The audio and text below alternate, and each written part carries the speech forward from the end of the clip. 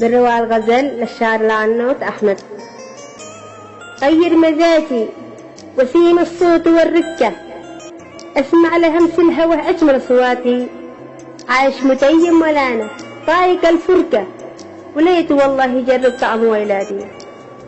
جهل الديار الحبيب عايش بحركة، أطلب سماحة بوصلة عفو زلاتي، تكيت باب الهوى بالخفي دكة، عساها توصل نوايا القلب دكادي.